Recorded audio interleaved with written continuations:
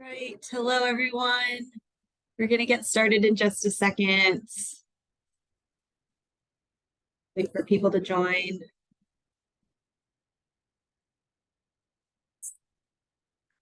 All right. So I know as people are joining, I'm just going to share a little bit about Federal Employment Week. So I'm going to start this recording. This will be available on our website. After this ends today. So please feel free to take a look at that. It'll be available on our YouTube page. So welcome to Federal Employment Week. It's so exciting to have you all here. I'm so glad that you're all here to join us. Yesterday, we had an excellent panel on careers in intelligence with some fabulous alumni panelists working in the federal agencies. And today we're going to talk about how to write a federal resume, especially for all of you who are attending the Criminal Justice Policy and Intelligence Expo tomorrow. So that'll be really good. Just to introduce myself, my name is Lauren Bernice. I use pronouns she, her, and I am the assistant director and a career coach here in the Career Enrichment Network in the College of the Liberal Arts. So we work with students who are interested in going into federal employment all the time.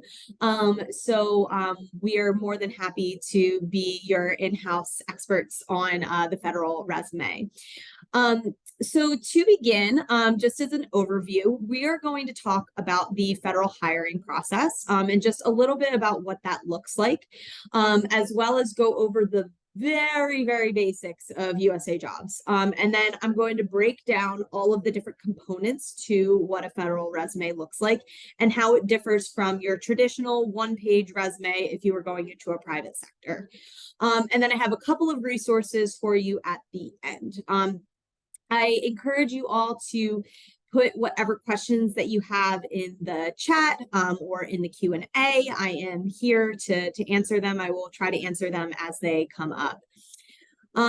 All right, so to get started with a little bit about the federal hiring process. So the federal government doesn't have doesn't require a standard job application.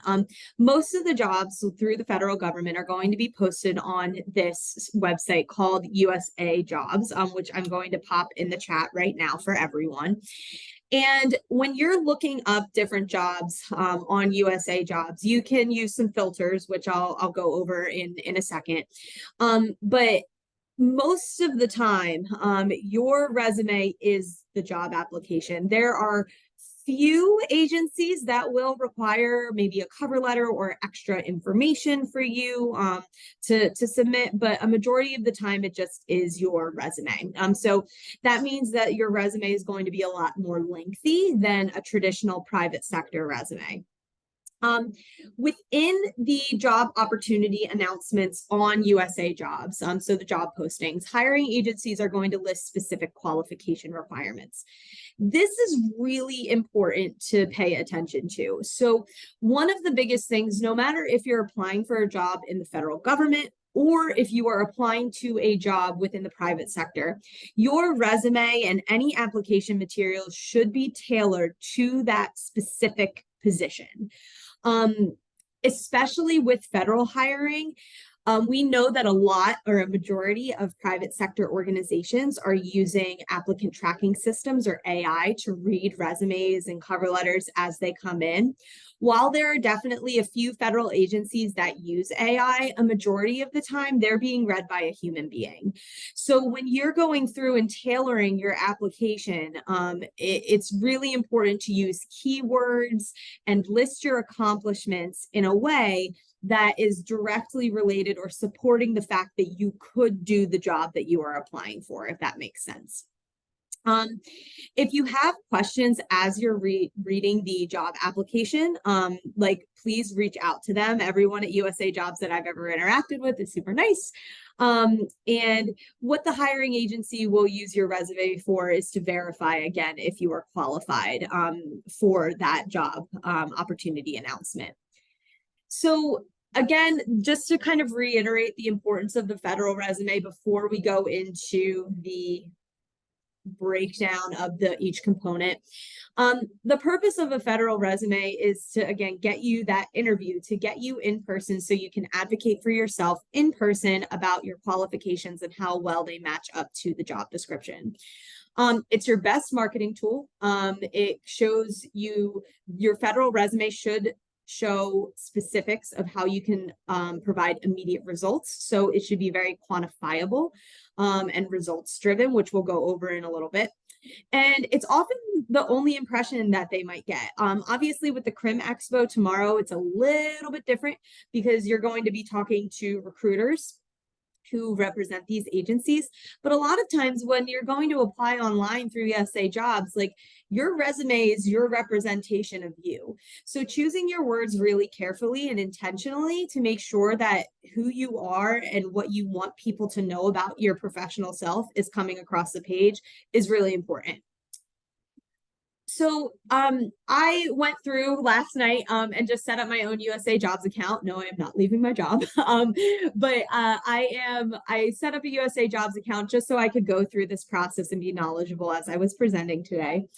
And so when I started the application, I found this human resource specialist position for a recent graduate through the Air Force Material Command. And you can see that it has a pretty lengthy opening for about a year. Now, that doesn't mean that they won't hire before that. So it's always good to apply as soon as you can and as soon as possible. But you'll basically go through, you'll set up a demographic profile, including like your address. It might ask you a couple of different questions about US citizenship, different things like that. And when you find the job and you click on apply, it'll take you through this process of the pre-application, selecting a resume, documents, review package, demographic details, completing a specific survey, and then continuing on with the application. So I have over here highlighted in the orange these different required documents and acceptable formats. It is essential that you read through these descriptors on this site because each agency operates a little bit differently. So you want to make sure, like, if they are saying that you need to put something in a Word doc instead of a PDF format, put it in a Word doc instead of a PDF format. You don't want to give them any reason to throw your application in the no pile. When it comes to the required documents, this will indicate, okay, well, what are they looking for? Are they looking for you to describe something specific in your resume? Are they looking for a cover letter? Are they looking for a transcript, a writing sample, any types of background checks or other information that you might have to have on hand? So these two, where you can expand these two buttons right over there, make sure you're taking a look for each job that you're applying for. So once you get past that, and if you scroll a little farther down, you can click on underneath your resume, it'll say add a resume, and you have the option to build a resume or upload a resume. It is up to you. The resume builder that USA Jobs provides is very thorough. It doesn't look as pretty if you are going to just upload a resume, so you can do both if you want. But if you go through the build a resume category, you'll be able, it'll prompt you and guide you through the resume. So you'll know exactly what you need to include in there and all of the information that it's asking for. Again, you can do both. You can build a resume through USA Jobs, or you can upload a resume. I'll take you through both of these and what each content looks like if you were going to build a resume on USA Jobs. I have some screenshots of that. And then I'll also show you how we typically recommend you format your resume if you were going to upload your own. Just because uploading your own gives you a little bit more wiggle room with what it could potentially look like and the different headings that you can use if you want to highlight specific experiences that might not fall under work experience, because that's where the build resume function is a little bit more limited. Okay. So this is just a screenshot. You can go, again, I put this in the chat for everybody. There's a QR code right here, but this is pretty much where you are going to go if you are applying for a job in the federal government. Now, there are, of course, exceptions to the rule with with anything. For instance, like the FBI, they have their own job platform. They use FBIjobs.gov. So if you, for instance, if you're interested in applying to the FBI or some of the other intelligence agencies have their own portals, but a majority of working within the federal government, you're going to find here. The Partnership for Public Service is an excellent resource, and it's gogovernment.org. They have a list of all the 170 different government agencies that you could potentially work for, and information on applications within that area. So I definitely recommend checking them out. They're a really good resource too. The other thing that I'll say just before I go through the specific resume components is that USA Jobs, they have a ton of educational presentations, as well as different webinars that you can attend. So if you're, for instance, I think I saw like next week, the IRS is hosting a federal resume workshop. So say you're interested in applying to a job with IRS, like attend the workshop, see what specifically that agency is looking for, and what makes an ideal candidate. Okay. All right. So last but not least, just real quick, the hiring paths within USA Jobs before I go into the components. You will see a list of all of the different, it says here, the federal government offers unique hiring paths to help hire individuals that represent our diverse society. Learn more about each hiring path and your eligibility. A majority of, thinking about Penn State people in the audience, a majority of you might be traditional age students who are looking to get a job after graduation.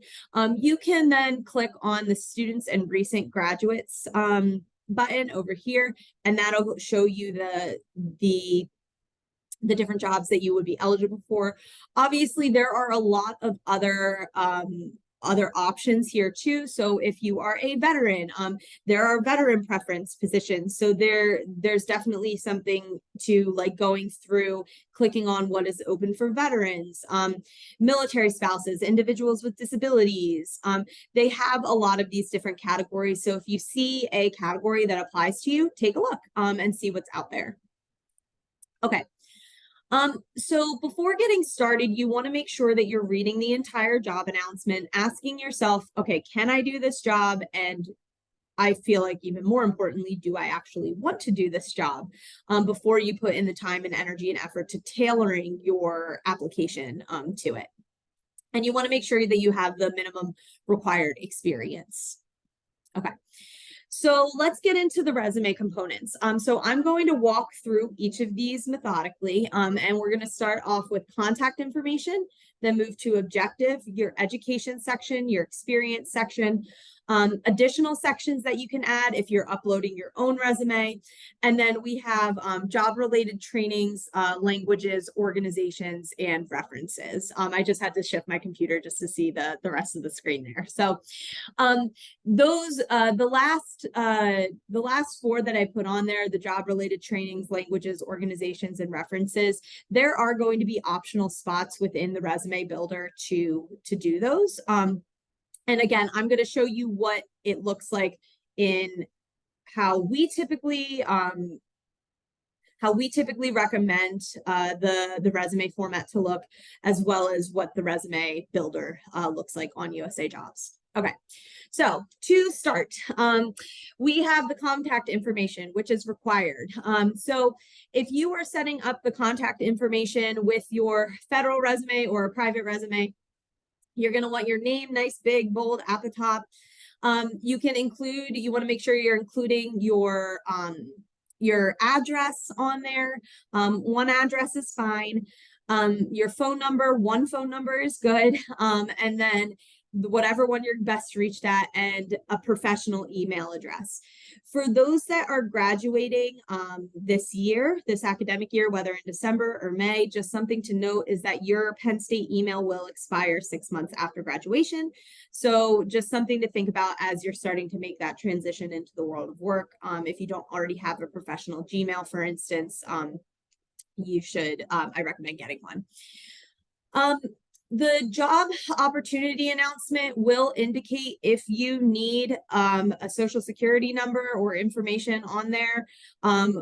Do not put it on there if it does not require it. Again, it will indicate if you need that information. Citizenship, that's something that you can put on there as well. Again, many positions will require citizenships, but there's always exceptions to the rule. Veteran preference, you can include if you are a veteran by putting yes, and the branch of service that you did. And then the last one, again, is civilian status. Sorry about that. And that's if you hold a federal position outside of the military, or have. And then you'll put the job opportunity announcement number at the bottom there. So that's pretty much what's going to go into your contact information. And what we would recommend if you were putting together your own resume and uploading it. So this is pretty much what it looks like for the federal resume builder format. You'll see it's just very boring. Again, like that's not a bad thing. They're asking for specific information and this is what they want. So you can see that I just put my name there. My work address is 101 Sparks Building. I give the University Park, PA. That is not my mobile number. That is our office number. And then my email address. And that's pretty much what it's asking for. So as long as you have that information on there, that's great. As long as you're following those directions. Okay. So next, we have the objective statement. So your objective, this is not required in a private sector resume or a federal resume. It's just something that you can use if you want to fill a little bit of space. Again, some job applications within the federal government might require you to have a summary. So for instance, I was working with someone earlier on their application for the FBI honors internship, which is due this evening. And the FBI recommends that you have a professional summary on there. So that's not something that I would typically recommend, but something that they want. So if they want it, if that agency wants this part on it, put it on there. Again, you don't want to give them a reason to throw your resume into the no pile. So an objective is basically this short statement, including skills, qualifications and strengths related to the job you're applying for. So for an example, to obtain a full-time position in public service with the National Security Agency as an intelligence analyst. And then the second one is more of a full summary. So for this one, for instance, it says detail-oriented history student at the Pennsylvania State University with experience in local law enforcement, praised for the ability to connect with community members regarding their safety and well-being at large-scale events, and award-winning customer service and communication skills. So you're kind of just giving like a little bit more context, a little bit more narrative to the facts that are presented on your resume. Okay. Again, like this is not required unless it is for a specific agency. So just make sure you're reading the directions. Again, for an objective, this is actually not included on the federal resume builder. So to make it easy, you don't even have to worry about that on the federal resume builder side. Okay, so next is education. So again, we're working down the resume. All right. So first we have our contact information up at the top, then we have our optional objective or professional summary, and next is the education section. It's recommended that you put your education next because that is the most basic qualification that you have going into a position at this point. It's by getting your Penn State education, you are establishing a strong foundation of theory and you are ready to step off of that theory into practice. So, so here within the education section, you'll put your school location, your degree and expected graduation date, your GPA, if it's above a 3.0, if it's below a 3.0, you can just take it off. After your first year, you can remove any high school education experience. So that can be removed after Obviously, again, there are always exceptions to the rule. So I always give the example, and this isn't federally related, but if you were going to apply to a teaching position at your high school, you would want to put your high school on there underneath your education to show that you graduated from there, that you have a connection. But otherwise, you can just take it off after your first year. Other things that you can include in this section include your relevant courses or study abroad experience. Those can go underneath this education section. All right. So as an example, this is just what we typically recommend. So right now I have, it's the Pennsylvania State University. The location is University Park, PA. This individual's graduation date is May 2024. They are receiving their Bachelor of Arts in Economics. Their GPA is above a 3.0, so they have a 3.5 out of 4.0. So it's important to include what it's out of. They have their minor, and for the federal government, they ask for the number of semester hours that you have completed, and that can be determined by running a degree audit or a what-if report through Lion Path or asking your academic advisor. This person in particular did a Hispanic Studies program through IES Abroad for a semester, and then put some relevant courses below. So you can see that they have all of this. So again, this is what we would typically recommend if you're uploading your own resume, like the format that we would use. And then let's see. Oops. And then there we go. This is what the federal resume builder format looks like. So again, very bare bones, but they are asking, like, they're basically just asking you to include the relevant information that is going to be read by someone. So you have the Pennsylvania State University, University Park, PA, United States, bachelor's degree, oh, sorry, this was mine. So it was 5/2014. That's when I graduated with my bachelor's degree here from Penn State. GPA, we have a 3.33 of a maximum of 4.00. This person graduated with or has earned 95 semester hours or credits, and then their major is economics with a minor in psychology, for instance. Okay. All right, so before I get into the experience section, just as a friendly reminder, because we had somebody ask this in the Q&A, this recording will be located on our YouTube playlist through the College of the Liberal Arts. So after this, I will send out a link to our YouTube page once it's fully uploaded to all who are in attendance. Okay. All right, so again, we're working down the resume, right? So we have our contact information. Next, we have our optional objective, then our education section. And then next is the bulk of our resume, where our experiences live. So for each work experience, the federal government asks that you include some information that isn't necessarily included on a private sector resume. So start and end dates, including the month and the year. They are also asking for the number of hours you worked per week, as well as the level or an amount of experience. So as a for instance that I have here, it says, for instance, if you served, whether you served as a project manager or a team member, there's a little bit of a difference there, can help illustrate your level of experience. And you want to make sure that you're not just in your bullet points or sentences on your resume. You don't want to just say what you did, but you also want to include what you accomplished and what you learned. So examples of relevant experiences and accomplishments that prove that you can perform the task. Again, we're tailoring to the job description as stated in the JOA. And your experience needs to address every required qualification. Okay, so you want to be very specific about it. All right, so for the experience section, there are different headings that you can use because grouping experience under different headings can make it easy for employers to scan your resume quickly. So for instance, if you don't necessarily need to put everything that you've done in just reverse chronological order from most recent to least recent.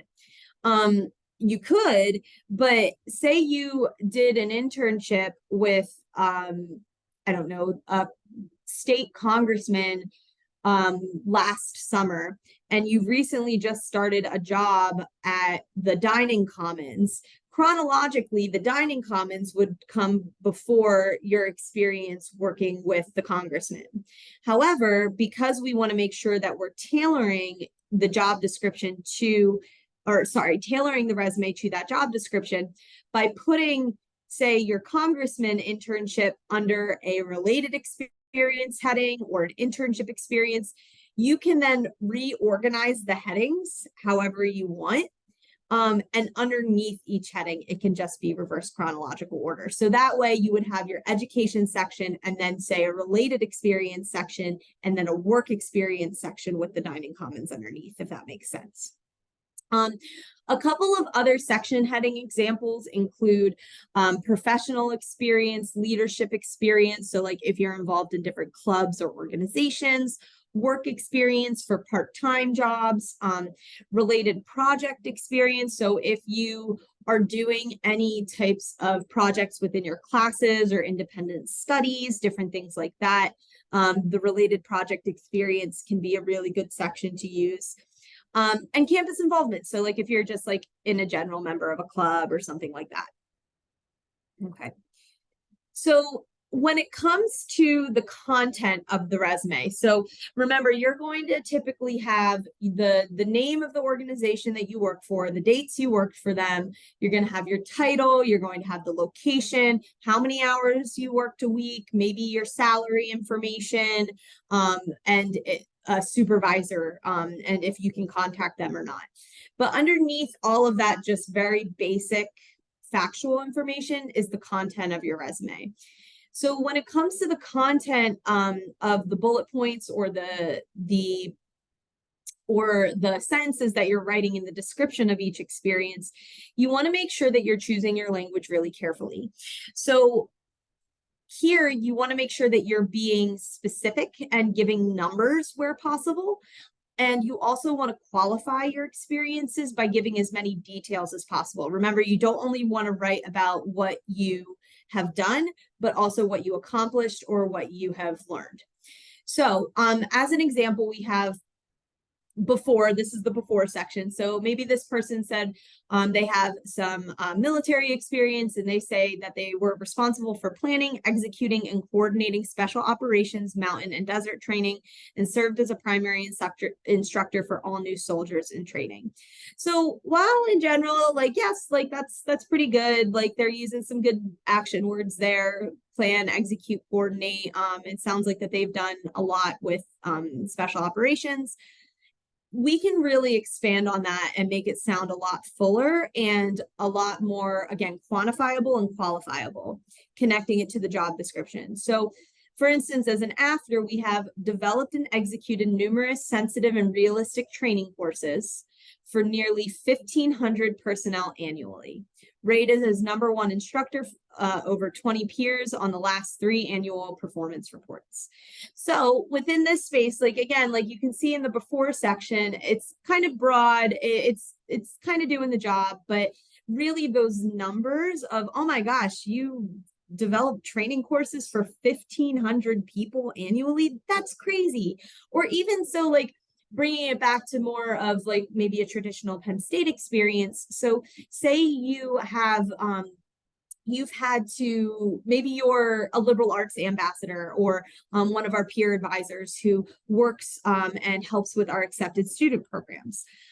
You could say that you present accepted student program information to prospective families and students who are coming in from high school.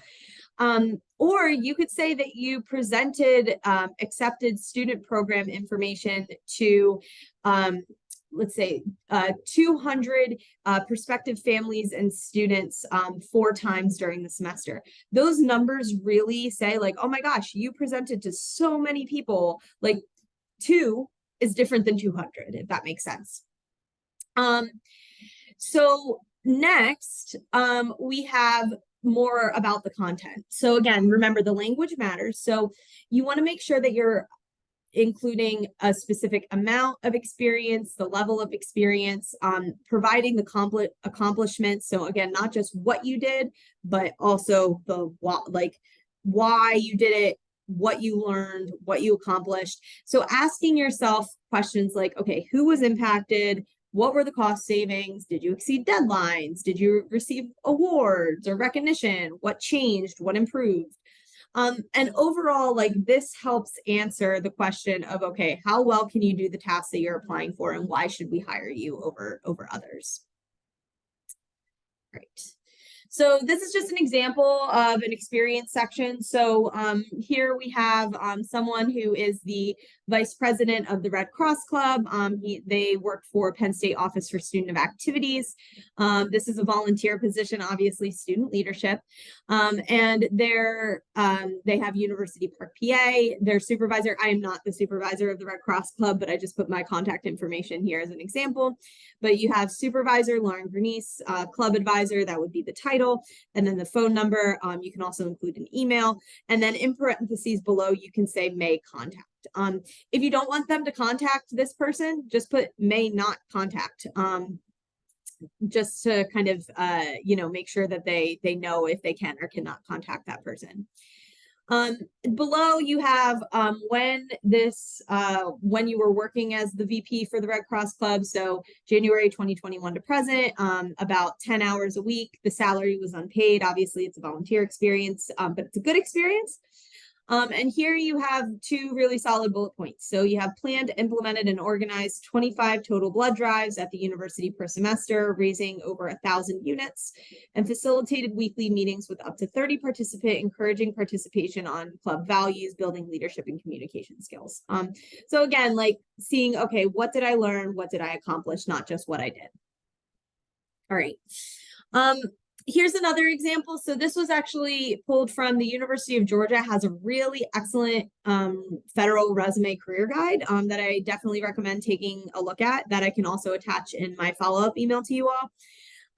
But here they have their category is legislative internships. You can see that their dates that they have listed are September to October. And their title was student intern as a male clerk. They're unpaid. They worked for U.S. Senator Tom Harkin in the United States Senate in Washington, D.C. And then they have their intern coordinator, and there's the number, and may contact. And in this description, you can see that they don't use bullet points. They use sentences. In a federal resume, that is okay. In a private sector resume, absolutely not. You want to make sure that the employer is able to scan your resume very quickly by using important action words, and that requires bullet points. But in a federal resume, remember, like when you're applying to these different jobs, a person is reading through every single line of text that you submit, which is a good and a bad thing, right? It's great because they're really reading your application, but it might take a little while longer. So in this case, this person, they still are using really strong action verbs. They're describing what in particular they did, but also what they accomplished. Okay, so hopefully that gives you another good example. And this is, again, just from the federal resume builder format that I put in when I was doing this last night. So again, very, very simple. We have the work experience. This is, say they worked as a network assistant for our office. You can see the address there. They've been here since 2019. You can see what the salary is, the hours per week, and you can see the 3 bullet points listed below: strategize and develop social media campaigns with the goal of increasing online engagement and career development resources, create and edit digital content for social media platforms, including Instagram, X, and LinkedIn, and evaluate trends in data analytics on social media engagement and outreach for over 3,500 followers, adjusting strategy as needed. So like these strong bullet points can really help propel you into connecting the language that you're using to the job opportunity announcement. And This says like the supervisor, so I just put my information, the phone number, and then if it's okay to contact the supervisor, yes. And this is exactly what it looks like. Like if you were to put your experience in the Federal Resume Builder, like this is what it would pull. So again, all really great information, just doesn't look as fancy. So totally up to you. All right. Okay, so before we go into the additional sections, I had a question that came in the chat. So it says, for tomorrow's career fair, would you recommend taking a normal resume, federal resume, or both? Honestly, I would take whatever you have. Don't like really like get too stressed if you can't come up with a federal resume or you have like a test to study for tomorrow. But I mean, I think that both would be good just because then you will have all of the information that they are looking for. And like within the federal resume, but you also have one that a recruiter, whoever's there, can scan through very quickly for a one page. Or like what you could do is if you have your one pager ready to go, bring that and say like, you could ask them questions like, do you typically use the regular federal resume format? And if they say yes, ask them for their contact information and see if you can follow up with them the next day and send that federal resume over to them. So hopefully that helps. So the answer ideally would be both. But if you only have your normal one-pager resume, just bring that. Ask for the recruiter's contact information to see if you can follow up with a federal resume if that's what they're looking for. So that's kind of what I would recommend there. All right. The other question that I have in the chat is, or sorry, in the Q&A, is what if we have classes during the career fair? Will there still be a good way to speak with the recruiters? Yeah, so like if you have class during the career fair, you could always try to email, and you really want to go, you could always try to email your professors to see if you can have an excused absence, but we don't provide excused absences. So you would just have to communicate with your faculty member. If you aren't able to miss class or have an excused absence, ways to speak with recruiters, going on to Nittany Lion Careers and seeing what information sessions are present can be really helpful. So that way you can see if any of the recruiters are coming back to campus that you could potentially talk to. All right, and then okay, so I had one more question come in and then I'll go back to the resume. Dress code for tomorrow's career fair, professional is good. If you have a suit, I recommend wearing it just because you want to put your best self out there. But if you don't have a suit, that is okay. Anything like a professional top and slacks, professional shoes will be fine. But just I would try to dress up a bit versus coming in like sweats or pajamas or something like that. So good questions, everyone. Okay, so just because I know we only have a couple minutes left, I want to keep going with the additional sections. So these different sections you can highlight. Again, remember the Federal Resume Builder like only allows for the contact information, your education section, work experience, languages, job organizations, and references. And then these other sections, like this is where it might be beneficial to put together a manual federal resume just because this is something that you can really highlight. So volunteer work and service, this is something that you could put in as a different section, or if you're a part of a professional association, if you are like an honor society, something similar. Oh, I neglected to include, if you are an honor student, if you're in Schreyer or Paterno Fellows, that can go underneath your education section.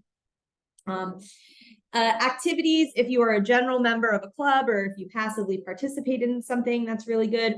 Remember, like after your first year of school, of college, you really want to start taking stuff off from high school. Obviously, there's exceptions to that. So for instance, if you were a Boy Scout and you got your Eagle Scout, that's something that you can keep on your resume forever. Or Girl Scouts with the Gold Award. If you, let's see, if there's something that's directly relevant that you did in high school to the position that you were applying for, you can keep it on. So for instance, like say you are applying, I don't know, to the Department of Justice as a paralegal, and you did a law internship in high school. That's relevant because you're working for a legal, like you've worked within the space of law. So keeping that on your resume is fine. Valedictorian is a lifetime achievement. So that's something that you can keep on there. But everything else from high school can really start to come off because they want to see that you've made a successful transition to college. Okay. So other additional sections for manual resume submission include skills sections, so computer skills, foreign language skills. Again, especially if it's listed in the job opportunity announcement, please, please, please write it down. Any certifications and trainings that you've done, CPR, first aid, something like that, or if it was something more formal. Professional publications, if you're published or have done any research, is always good. Honors and awards, scholarship, leadership award, dean's list. Dean's list is something that can also go underneath the education section. You might want to consider an honors and awards section if you have more than two, like more than two awards, like scholarships, fellowships, different things like that. Job related training. So this is a section that you will not really see in a private sector resume, but something that the federal resume format includes. So for instance, if you have any job related trainings that are related, so say they are looking for you to be proficient in Excel, definitely if you've done a certification in Excel, put it on there. I put on here, for instance, adult mental health first aid. This person took that course in April 2023, so they're going to put that on there. Languages is another federal resume builder format that is included. So language skills, they will ask you what level you are spoken, written, and through spoken, written, and reading skills. And there are a list that you can choose from. So for instance, you can see here that this person is advanced in spoken, intermediate in reading and writing.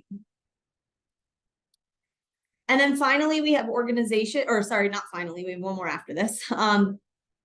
So we have organizations, and this is really important because we want to make sure that if you are a part or affiliated with a certain organization, that's always really good to include on your resume, just to show that you are looking to learn further within your job field. So for instance, this person is a part of SHRM, or the Society for Human Resource Management, as a member. That's something that they can put on there.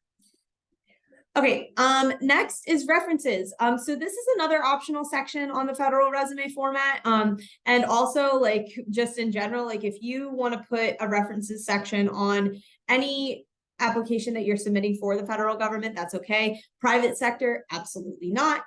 You don't want to put this on there. But for instance, here I have under references, and this is what it pulls from the builder. I put Katie Wysocki, our director, as the reference here, and the little asterisk indicates a professional reference. It will ask you for your reference's employer, title, phone number, email, etc. Okay. Real quick, this is just a really nice cross comparison of traditional versus federal resume. So length for federal resume is pretty much as long as you need it to be. On average, it's about 2 to 5 pages. Again, it does not matter how long it is. It's more important that the content is there. Traditional resume, you want to be more selective about that content. So you only want it to be 1 page.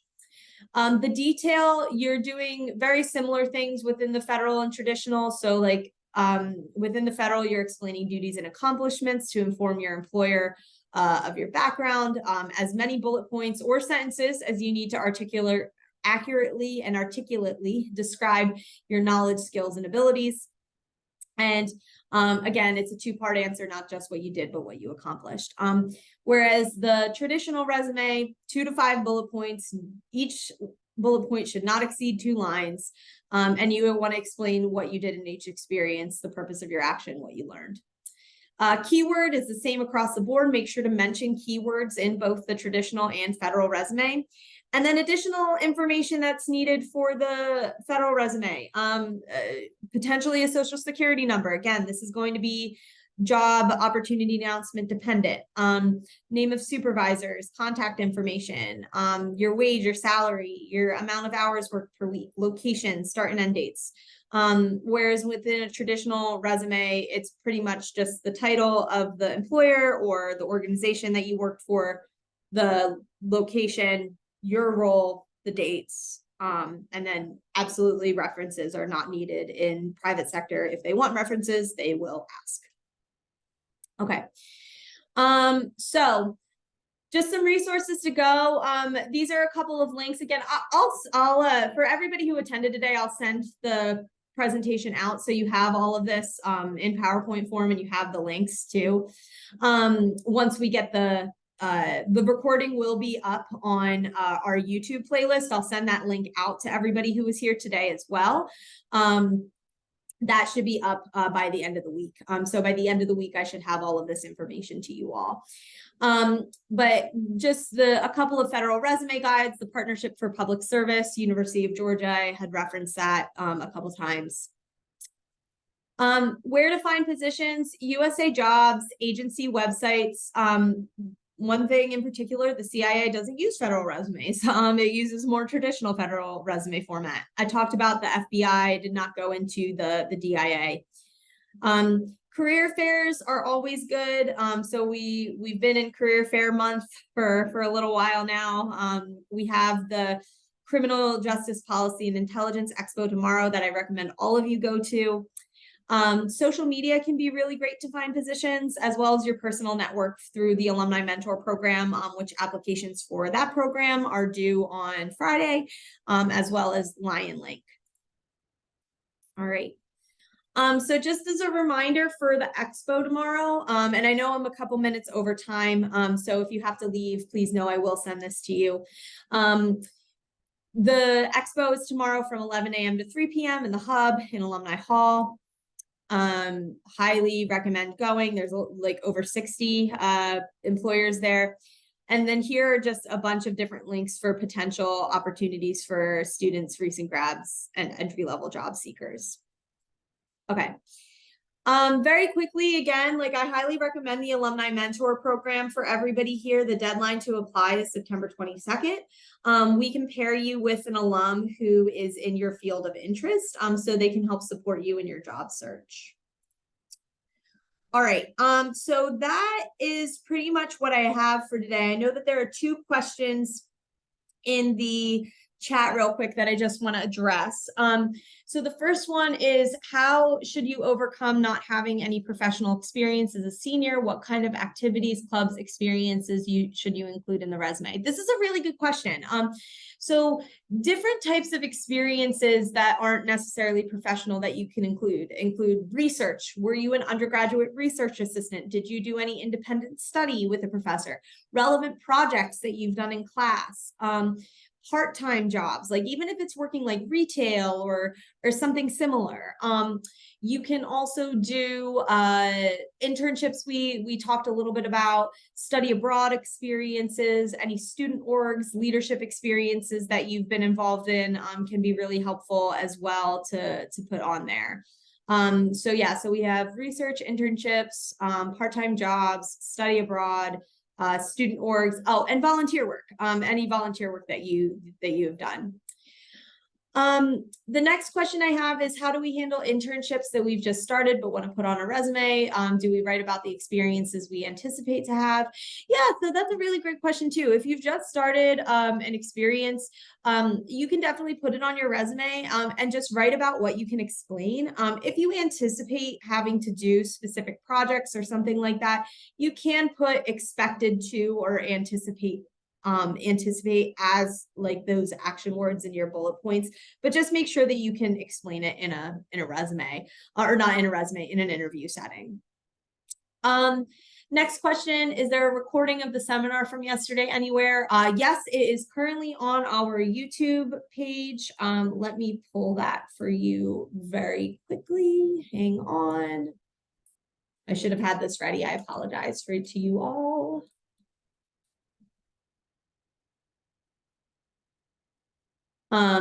We have a ton of other resources, information sessions, panels up there on our YouTube page. So I will pop this in the chat for you all. And that's where yesterday's session on the careers and intelligence panel is located. All right, and this is where this presentation will be located as well. And last question I have, is it better to include a lot of our classes that relate to the jobs that we're applying for? Yes and no. I mean, if they want a transcript, they'll ask for it. If you've completed certain projects or papers that you feel like are really relevant, that's something that you can elaborate on. But otherwise, if you're just listing relevant courses, I always say like 4 to 6 is good. Or even 3 is fine underneath the relevant course section. Okay. All right. So I know I went 5 minutes over time. Thank you to all of you who hung in there with me. My contact information is up here. I'll stop my share. If you need anything, please visit us at nittanyLionCareers.psu.edu. I will put that in the chat as well. You can make an appointment with me or any of the other wonderful career coaches that work in our office who are just as knowledgeable about this topic as I am. So thank you all so much for spending time here with me today. Please take care of yourselves this week. I know it's a stressful week, and I will see you soon. Bye-bye.